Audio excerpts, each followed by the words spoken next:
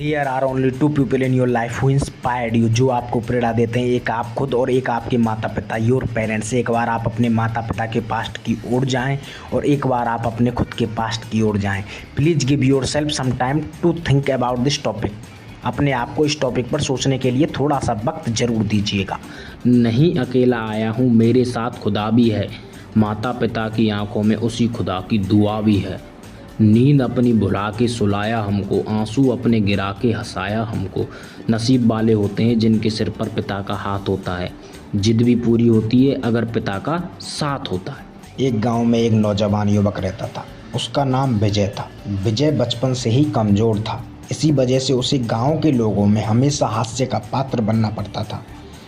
अपनी कमजोरी के कारण विजय अपना आत्मविश्वास खो बैठा था और उसकी पढ़ाई, खेलकूद या अन्य किसी क्षेत्र में सफलता हासिल करने की कोशिशें बार बार नाकामयाब होती जा रही थी। एक दिन एक बहुत ही ज्ञानी पुरुष विजय के पास आए और उसे देखकर समझ गए कि विजय के पास अद्भुत क्षमताएं हैं। यह आदमी उसे मार्शल आर्ट्स के एक गुरु के पास ले गया।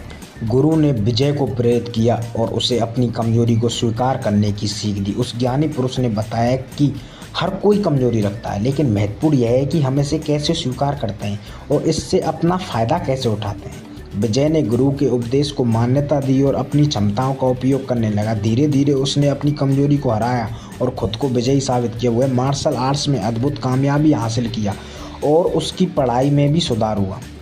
वह आज उस गुरु के कारण इतना कामयाब हो गया जो वह कभी सपने में भी नहीं सोच सकता। इस कहानी से हमें यह सीख मिली कि हमारी कमजोरियां हमारी योग्यताओं को कम नहीं कर सकती। हमें अपनी कमजोरियां स्वीकार करनी चाहिए, लेकिन हमें उनका इस्तेमाल करना चाहिए ताकि हम खुद को सशक्त बना सकें। हमारे अंदर छिपी हुई क्षमताओं को पहचानना और उन्हें सही दिशा में उपयोग करना हमें सफलता तक पहुँचा सकता है। यह कहानी हमें यह सीख भी देती है कि हमें हमेशा अपने सपनों की पूर्ति के लिए अपनी क्षमताओं का उपयोग करके आगे बढ़ना चाहिए। लहरों से डरकर नौका पार नहीं होती और कोशिश करने वालों की कभी हार नहीं होती। असफलता एक चुनौती है, इसे तुम स्वीकार करो। क्या कमी रह गई देखो और सुधार करो।